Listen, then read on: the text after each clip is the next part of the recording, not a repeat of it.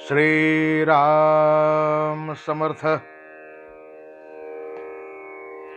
सार्थ श्री दासबोध दशक 5वा समास 10वा सिद्ध लक्षण नाम.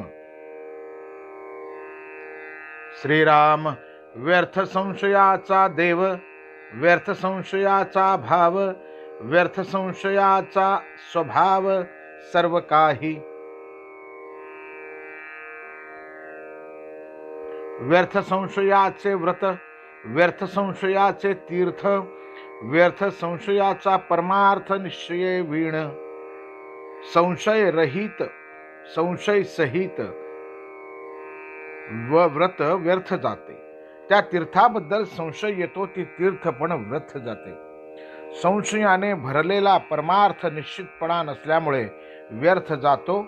संशय राखून केलेली भक्ती काय, प्रीती काय किंवा संगती काय, तिन्ही व्यर्थ जातात. त्यामध्ये संशय कमी होण्याऐवजी तो वाढतच जातो. व्यर्थ संशयाची भक्ती, व्यर्थ संशयाची प्रीती, व्यर्थ संशयाची संगती संशयो वाढवी. संशय राखून केलेली भक्ती काय, प्रीती काय किंवा संगती काय, तिन्ही व्यर्थ जातात.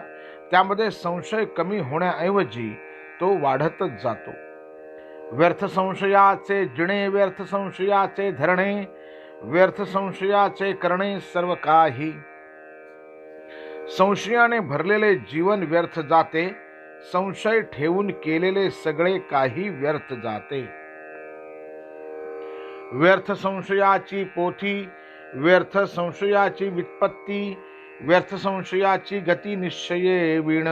संशयाने भरलेला अध्यात्म ग्रंथ आणि संशयाने भरलेली विद्या दोन्ही व्यर्थ जातात. संशयामुळे निश्चयाच्या अभावी माणसाला चांगली गती सुद्धा मिळत नाही.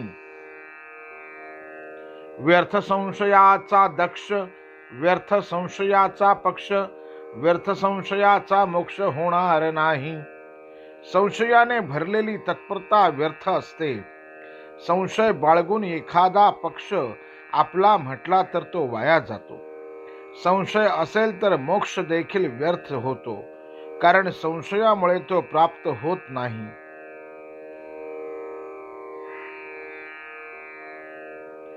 व्यर्थ संशयाचा संत, व्यर्थ संशयाचा पंडित, व्यर्थ संशयाचा बहुश्रुत निश्चये वीण. संशयाने भरलेले संत काय, पंडित काय किंवा विद्यावंत काय, सगळे जण निश्चय नसल्याने व्यर्थ जातात. व्यर्थ संशयाची श्रेष्ठता, व्यर्थ संशयाची व्युत्पन्नता, व्यर्थ संशयाचा ज्ञाता निश्चये वीण.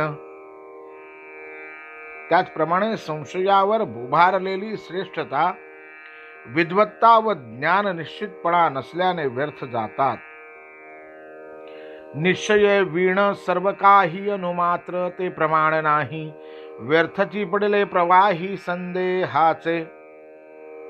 मानवी जीवनातील कोणतीही गोष्ट घ्या, ती जर निश्चित किंवा संशय रहित नसेल तर ती यत्किंचितही खरी सिद्ध होत नाही. संशयाच्या प्रवाहात पडलेले सारे काही व्यर्थ जाते.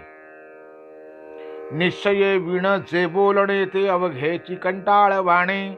बाष्कळ बोलिजे वाचाळपणे निरर्थक. वक्त्याच्या बोलण्यात जर निश्चितपणा नसेल तर ते बोलणे कंटाळवाणे होते. वाचाळपणाने तो काहीतरी अर्थहीन बडबड करतो असे समजावे. असो असो निश्चय वीण जे वल्गना, ते अवधीच विटंबना. संशय काही समाधाना उरे नाही. असो निश्चयाने संपन्न ज्ञान नसताना जो वक्ता ज्ञानाच्या मोठमोठ्या बाता मारतो तो खऱ्या ज्ञानाचे विडंबन करतो. कारण मनामध्ये जोपर्यंत संशय असतो तोपर्यंत येथे समाधान राहू शकत नाही. म्हणून बिलकुल संदेह नाही असे ज्ञान आणि अत्यंत खात्रीचे समाधान हे सिद्धाचे खरे निश्चित लक्षण समजावे. तव श्रोता करी प्रश्न निश्चय करावा कवण. मुख्य निश्चयाचे लक्षण मज निरोपावे. सर्व संशय नाहीसे करून जीवाला पूर्ण समाधान देणे हे ज्ञानाचे कार्य आहे. साधक आत्मस्वरूपाबद्दल जेव्हा अत्यंत निसंशय बनतो तेव्हा त्याला आत्मसाक्षात्कार होतो. आत्मज्ञानाने भरलेला तो सिद्ध होतो, समाधान रूप बनतो. हे समाधान ज्याला हवे त्याने कोणता निश्चय करावा ते आता सांगतात.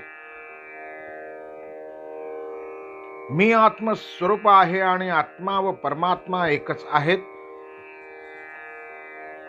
म्हणून मी परमात्मा स्वरूप आहे असा दृढ निश्चय करून साधकाने आत्मज्ञान संपादन करावे. मग श्रोत्याने विचारले की निश्चय कोणता करावा? निश्चयाचे मुख्य लक्षण मला सांगावे. ऐक निश्चय तो ऐसा, मुख्य देव आहे कैसा, नाना देवाचा वळसा करूची नाही. त्यावर श्री सद्गुरू बोलले की मुख्य देव कसा आहे ते निश्चितपणे ओळखणे याचे नाव निश्चय होय. अनेक देवांच्या घोटाळ्यात आपण पडू नये. जेणे निर्मिले सचराचर त्याचा करावा विचार, शुद्ध विवेके परमेश्वर ओळखावा. ज्याने हे चराचर विश्व निर्माण केले त्याच्याविषयी विचार करावा. अत्यंत शुद्ध, निसंदेह व निस्वार्थी विवेकाने परमेश्वराचे ज्ञान करून घ्यावे. मुख्य देव तो कवण, भक्ताचे कैसे लक्षण, असत्य सांडून ओळखण सत्याची धरावी. मुख्य देव कोण, भक्ताचे लक्षण काय, हे प्रश्न विवेकाने सोडवावे. मिथ्या दृश्य बाजूस सारून सत्य स्वरूप परमात्म्याचे ज्ञान करून घ्यावे. आपल्या देवास ओळखावे, मग मी कोण हे पहावे. संग त्यागून राहावे वस्तुरूप. आधी आपल्या उपास्य देवतेस ओळखावे, मग मी कोण आहे याचे ज्ञान करून घ्यावे आणि नंतर सर्व दृश्यांतून बाहेर पडून ब्रह्मस्वरूप होऊन राहावे. तोडावा बंधनाचा संशयो, करावा मोक्षाचा निश्चयो, पहावा भूतांचा अन्वयो व्यतिरेकेसी. मी बांधलेला आहे हा विकल्प तोडून टाकावा. मी मोकळा आहे हा निश्चय करावा आणि पंचमहाभूतांचा अन्वय व्यतिरेक करून स्वस्वरूप अनुभवावे.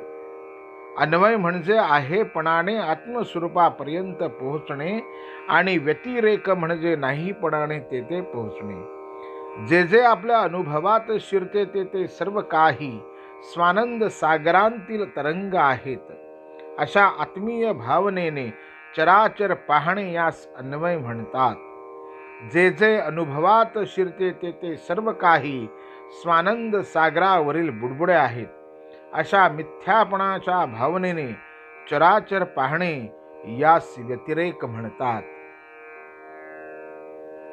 पूर्वपक्षी सिद्धांत, पहावा प्रकृतीचा अंत, मग पहावा निवांत निश्चय देवाचा.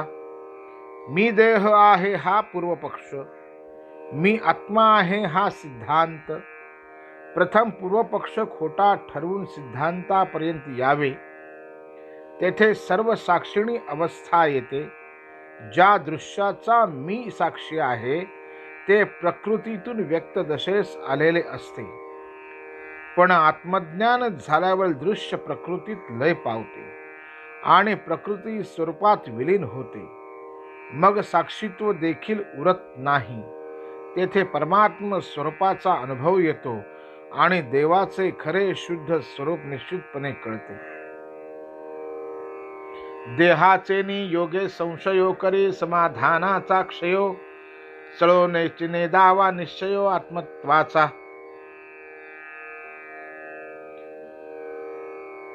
देह बुद्धीच्या कारणाने मनात संशय उत्पन्न होतो, त्यामुळे समाधान नाहीसे होते. यासाठी आपल्या स्वस्वरूपाचा निश्चय मुळीच ढळू देऊ नये. मी देह नसून आत्मस्वरूप आहे असा अगदी ठाम निश्चय असावा. सिद्ध असता आत्मज्ञान संदेह वाढवी देहाभिमान, या कारणे समाधान आत्मनिश्चये राखावे. खरे पाहिले तर आपल्या अंतर्यामी मी आत्मस्वरूप आहे हे ज्ञान स्वतः सिद्ध आहे. परंतु देह बुद्धीतून उत्पन्न होणारा देहाभिमान त्याबद्दल संशय निर्माण करतो. त्याने आपले समाधान भंगते. म्हणून मी आत्माच आहे या दृढनिश्चयाने आपले समाधान सांभाळावे. आठवता देहबुद्धी उडे विवेकाची शुद्धी या कारणे आत्मबुद्धी सुदृढ करावी. देहबुद्धीचा जोर झाला की मी आत्मा आहे हा विवेक बेशुद्ध होतो. ते स्वस्वरूपाची जाणीव लोपते. म्हणून मी आत्माच आहे ही आत्मबुद्धी बलवान करावी. आपली स्वस्वरूपाची जाणीव सतेज ठेवावी. आत्मबुद्धी निश्चयाची तेची दशा मोक्षश्रीची अहमात्मा हे कधीची विसरो नये. आत्मबुद्धीचा निश्चय पक्का होणे मी आत्मस्वरूप आहे असे निसंशयपणे अनुभवास येणे हेच मोक्षरूपी लक्ष्मीचे ऐश्वर होय. मी आत्माच आहे ही जाणीव कधीही लोपू देऊ नये. निरोपिले निश्चयाचे लक्षण परिहीन कळे सत्संगे विण संतांसी गेलिया शरण संशये तुटती. आतापर्यंत जे सांगितले ते बरोबर ध्यानात येण्यास संतांना शरण जावे.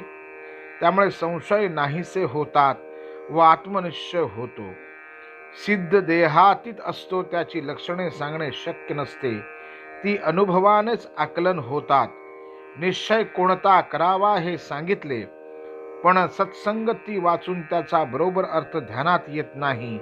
संतांना शरण गेल्यामुळे संशय आपोआप दूर होतात. आता असो हे बोलणे ऐका सिद्धांची लक्षणे मुख्य निसंदेहपणे सिद्ध बोलिजे. आता हे बोलणे पुरे. सिद्ध पुरुषाचे लक्षण थोडक्यात ऐका. जो संपूर्ण निसंशय झाला तो सिद्ध बनला. सिद्ध स्वरूपे नाही देहो तेथे कैचा हो संदेहो या कारणे सिद्ध पाहो निसंदेही. सिद्धावस्थामध्ये देहाची आठवण राहत नाही म्हणून तेथे संशयाला स्थानच उरत नाही. या कारणाने सिद्ध पुरुष सतत संदेह रहित असतो. संशय देह बुद्धीची प्रजा असते. देह बुद्धी विरून देहाचे भान हरपले की त्याबरोबर सर्व संशय नाहीसे होतात. देह संबंधाचे गुणे लक्षणासी काही उणे देहातीताची लक्षणे काय म्हणून सांगावी. देह देहाचा व दृश्याचा संबंध असतो. तेथे वाटेल तेवढी लक्षणे सांगता येतात. परंतु जो देहातीत अवस्थेला पोचतो त्याची लक्षणे सांगता येणे शक्य नसते. सिद्धाची अवस्था वाणीच्या पलीकडे असल्याने तिचे शब्दांनी वर्णन करता येत नाही.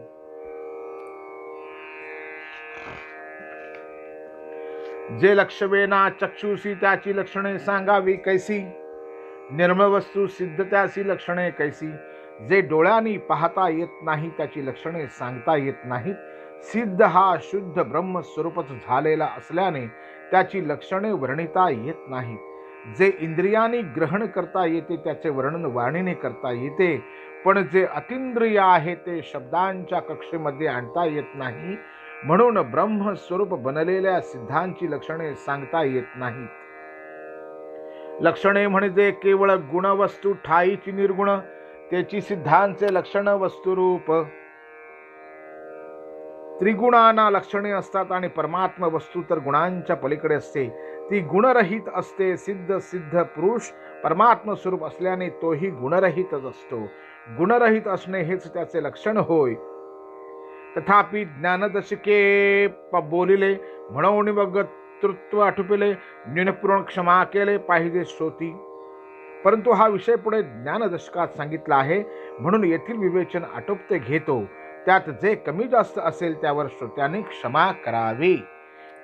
इति श्री दासबोधे गुरुशिष्य संवादे सिद्ध लक्षण निरूपण नाम समास 10वा समाप्त. श्री राम समर्थ.